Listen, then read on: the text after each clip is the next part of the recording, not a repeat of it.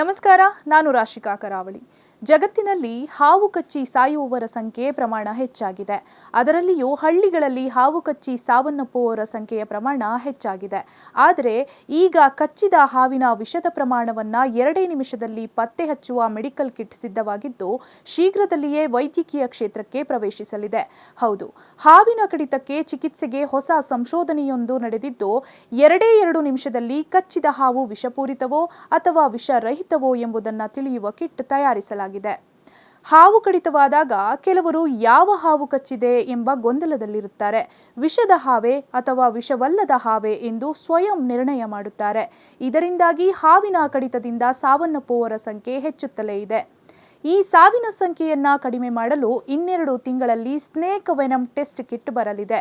ಯಾರಿಗಾದರೂ ವಿಷದ ಹಾವು ಕಚ್ಚಿದಾಗ ವಿಷವು 10 ನಿಮಿಷದಲ್ಲಿ ದೇಹದ ಎಲ್ಲ ಕಡೆ ವ್ಯಾಪಿಸುತ್ತದೆ. ಆಸ್ಪತ್ರೆಗೆ ಅಥವಾ ಹತ್ತಿರದ PSU ಕೇಂದ್ರಗಳಿಗೆ ಕರೆದುಕೊಂಡು ಬಂದಾಗ ಈ ಟೆಸ್ಟ್ ಕಿಟ್ನಲ್ಲಿ ಪರೀಕ್ಷಿಸಿದರೆ ಕಚ್ಚಿದ ಹಾವು ವಿಷವಿರುವುದೋ ಅಥವಾ ಅಲ್ಲವೋ ಎಂದು ತಿಳಿಯುತ್ತದೆ.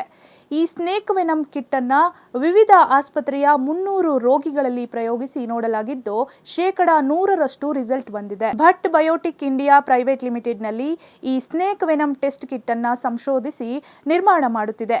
ಶ್ಯಾಮ್ ಭಟ್ ಕಾಸರಗೋಡು ಜಿಲ್ಲೆಯ ಎಡನೀರು ಮೂಲದವರಾಗಿದ್ದು, ಅಲ್ಲಿಯೇ ಪ್ರಾಥಮಿಕ ಮತ್ತು ಪ್ರೌಢಶಾಲೆಯನ್ನ ಕಲಿತವರು.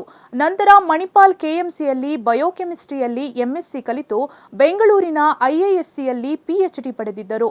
16 ವರ್ಷ ಅಮೆರಿಕದ ಪೆನ್ಸಿಲ್ವೇನಿಯಾ ಯೂನಿವರ್ಸಿಟಿಯಲ್ಲಿ ಪ್ರೊಫೆಸರ್ ಆಗಿದ್ದರು. 1994ರಲ್ಲಿ ತನ್ನ ದೇಶದಲ್ಲಿಯೇ ಏನನ್ನಾದರೂ ಸಾಧನೆ ಮಾಡಬೇಕೆಂದು ಬೆಂಗಳೂರಿನ ಎಲೆಕ್ಟ್ರಾನಿಕ್ ಸಿಟಿಯಲ್ಲಿ ಬಯೋಟೆಕ್ ಕಂಪನಿಯನ್ನ ಹುಟ್ಟುಹಾಕಿದ್ರು. ಈ ಮೂಲಕ ವೈದ್ಯಕೀಯ ಕ್ಷೇತ್ರದಲ್ಲಿ ಸಾಕಷ್ಟು ಮೆಡಿಕಲ್ ಕಿಟ್ಗಳ ಮೂಲಕ ನೆರವಾಗುತ್ತಿದ್ದಾರೆ. ವಿಷದ ಹಾವು ಕಚ್ಚಿದರೆ ಅದನ್ನು ತಿಳಿಯುವ ಸಾಧನ ಯಾವುದೇ ದೇಶದಲ್ಲಿ ಅಭಿವೃದ್ಧಿಯಾಗಿಲ್ಲ.